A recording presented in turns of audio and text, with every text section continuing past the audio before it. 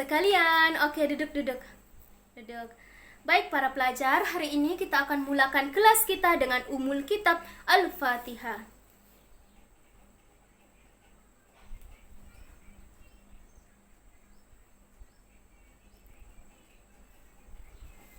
Baik para pelajar, sediakan peralatan yang kita gunakan untuk belajar. Sediakan buku teks ini, buku nota ataupun kertas nota, dan peralatan yang kita gunakan untuk belajar hari ini. Yang tidak kena semua simpan di bawah meja. Yang tiada buku sila bangun dan berkongsi dengan rakan-rakan kamu. Di sini Cikgu nampak banyak nih yang ada buku. Ada Prem, ada Safiza, ada Nabila, ada Aisyah. Yang di belakang ada Idham, ada Jason, ada Kirol, ada Hafiz. Semua ada buku. Jadi banyak kawan-kawan kamu yang ada buku. Bangun dan berkongsi dengan mereka. Sebelum kita mulakan kelas, Cikgu mau kasih maklumlah pada kamu semua. Mungkin kelas kita hari ini kita mulai dengan keadaan yang agak panas, tidak selesa lah sebab kita ada gangguan bekalan elektrik. Jadi slide PowerPoint pun Cikgu tidak dapat tayangkan, tapi Cikgu ada sempat untuk print out beberapa slide untuk diedarkan kepada para pelajar semua. Begitulah kan kalau kita berada di pedalaman, banyak betul cabaran kita. Tapi itu semua tidak mematahkan semangat kita, bukan? Ya, betul. Semangatnya para pelajar. Oke, sekiranya semua sudah bersedia, Cikgu mau bagi satu teka-teki. Teka-teki dia berbunyi seperti ini. Kelopak bunga raya ada berapa? Ya, pandai semua. Betul, ada 5 kelopak bunga raya. Jangan ada yang cakap 6 kelopak bunga raya. Tiada 6 kelopak bunga raya, 5 saja kelopak bunga raya kita. Paham? Oke. Jadi inilah gambaran bunga raya, mana tahu ada yang lupa. Nampak belakang? Belakang? Yang depan pun jelas juga. Oke. Sekiranya kita bercakap ataupun kita nampak bunga raya, apa yang tergambar di minda kita? Dengan 5 kelopak dia, lepas tu ini kan bunga kebangsaan kita. Jadi dia berkaitan dengan apa? Ada yang mahu mencuba? Ya, Jason. Jason cakap berkenaan dengan undang-undang, tapi tidak. Terima kasih sebab mencuba. Lain? Terima kasih Prem. Ya betul, Prem cakap betul. Jadi kelopak bunga raya ini dia berkaitan dengan 5 prinsip rukun negara. Para pelajar sekalian, hari ini kita akan belajar berkenaan dengan rukun negara. Sebelum kita mulakan kelas kita, ada buku teks begini kan? Buka muka surat 35. Di sini ada ditulis ideologi negara, rukun negara. Sebelum itu, seperti yang dijanjikan tadi, Cikgu mau edarlah slide-slide dengan nota-nota untuk kamu. Prem, boleh minta tolong edar? Terima kasih, Prem. Oke, baik para pelajar. Selain daripada kamu semua akan dapat nota, kamu juga akan memperolehi 2 peta minda. Pastikan kamu semua dapat 2 peta minda, 1 peta minda yang sudah berisi, dan 1 lagi peta minda yang kosong, yang tidak berisi. Jelas takat itu? Jika sudah, mari kita mulakan kelas kita. Oke, sebelum kita pergi dengan lebih mendalam lagi berkenaan dengan apa itu rukun negara, saya mau bagi tahu dulu pada kamu semua apa yang bakal kita perolehi sekiranya kelas kita ini berakhir. Jadi, pada akhir pembelajaran kita nanti, apa yang para pelajar akan perolehi adalah 3 hal. Yang pertama sekali adalah para pelajar dapat meringkaskan sekurang-kurangnya 3 daripada 5 cita-cita dan prinsip rukun negara melalui peta bui. Yang kedua adalah para pelajar dapat menerima sekurang-kurangnya 4 daripada 5 prinsip rukun negara melalui penilaian formatif dan penilaian sumatif. Baik, yang ketiga adalah para pelajar dapat mengasingkan dua bahagian objektif pembentukan rukun negara melalui peta bui dengan sangat terperinci. Oke, sekarang kita beralih kepada definisi rukun negara. Ada yang mahu coba? Oke, semua diam-diam nih, tiapalah, cikgu bagi ah. Oke, rukun negara ini dia merujuk kepada satu ideologi yang mengandungi prinsip-prinsip kehidupan bermasyarakat, nilai-nilai kenegaraan dan norma sosial yang meliputi pelbagai aspek seperti agama, budaya, ekonomi, politik, undang-undang. Rukun negara ini adalah satu implikasi ataupun satu kesan daripada peristiwa besar atau peristiwa yang berdarah bagi negara kita, yaitu peristiwa rusuhan kaum. Ya betul, Safiza, 13 Mei 1969. Terima kasih. Itu adalah pengenalan ataupun definisi kepada rukun negara. Baik para pelajar, semua jelas berkenaan dengan definisi rukun negara itu tadi? Jelas, alhamdulillah. Keluarkan yang seperti ini, peta minda yang sudah prem edar. Sekarang kita akan beralih kepada objektif pembentukan rukun negara. Untuk pengetahuan semua, rukun negara ini bukan sahaja meliputi 5 prinsip rukun negara, tetapi ianya terbahagi kepada 2 bahagian, yaitu cita-cita dan prinsip rukun negara. Kita akan pergi lihat satu persatu. Pertama sekali kita akan lihat bahagian 1, yaitu cita-cita yang digariskan oleh rukun negara. Cita-cita yang pertama adalah benar, mencapai perpaduan. Terima kasih, Prem. Oke.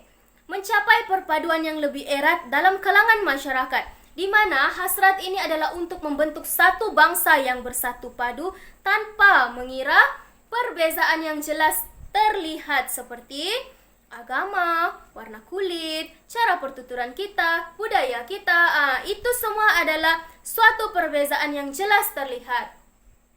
Tapi, walaupun kita semua ini berbeza, dengan adanya perpaduan yang erat, pasti dapat membentuk satu ikatan yang kukuh di antara kita. Pastinya akan membawa kepada keharmonian. Oke, sebagai contohnya, dalam kelas kita ini, banyak etnik yang kita dapat lihat. Ini adalah satu perbezaan di antara kita. Misalnya saya berbangsa Brunei. Kirol, bangsa Bugis. Safiza berbangsa Cina. Aisyah berbangsa Dumpas. Jelas terlihat bahawa dalam kelas ini kita ada perbezaan, ada pelbagai. Tapi yang menyatukan kita dalam satu kelas pada hari ini adalah perpaduan. Ya, tepat sekali. Seterusnya kita beralih kepada cita-cita yang kedua, yaitu terima kasih Aisyah, benar, memelihara cara hidup yang demokratik.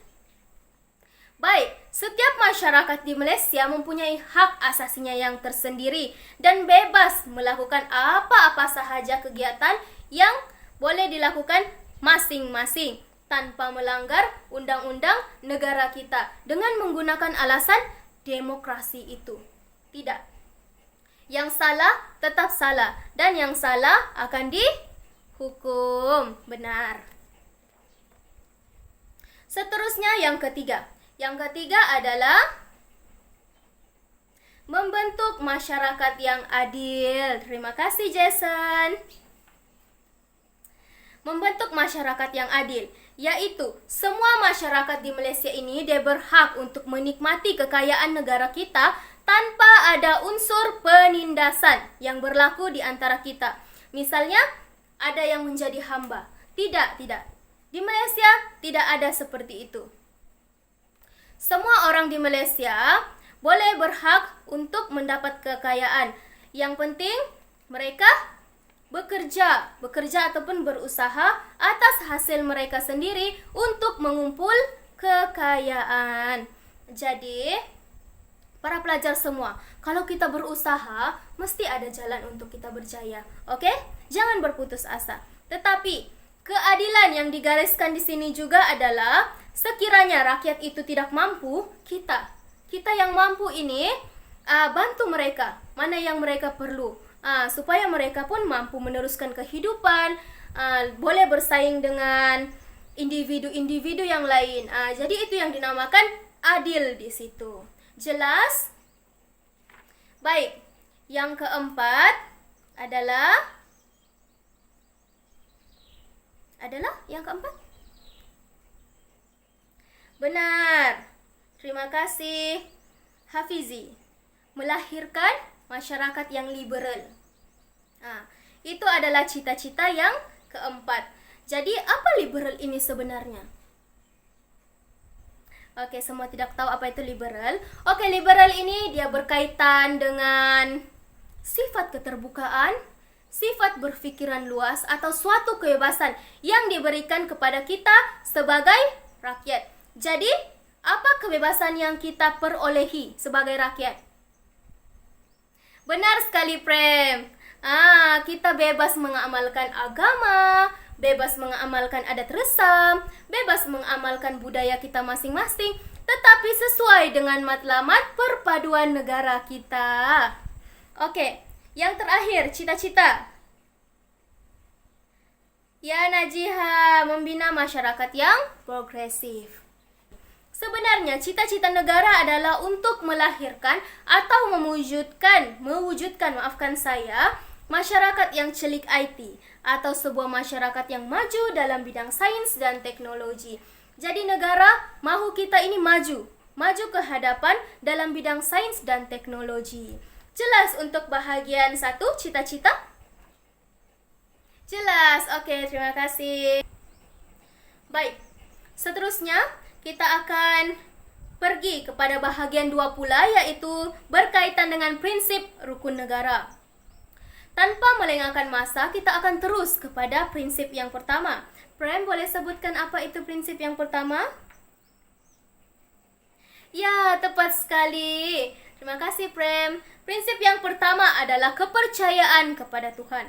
Baik, kepercayaan kepada Tuhan dan agama akan mewujudkan bangsa dan negara yang berdaulat. Ketiadaan agama ini sebenarnya boleh meruntuhkan kepribadian seseorang manusia, bangsa, dan negara itu sendiri. Malaysia juga memberi kebebasan beragama bagi memupuk nilai-nilai dalam diri setiap masyarakat. Oleh sebab itulah, prinsip ini merupakan prinsip utama bagi rukun negara kita. Seterusnya kita akan beralih pula kepada prinsip yang kedua.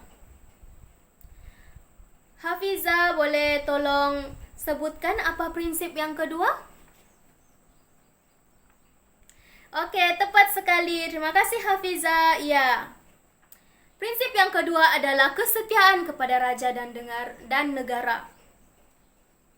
Setiap rakyat hendaklah menumpukan taat, setia, kejujuran dan keikhlasan kepada Sri Paduka Baginda yang di-Pertuan Agong.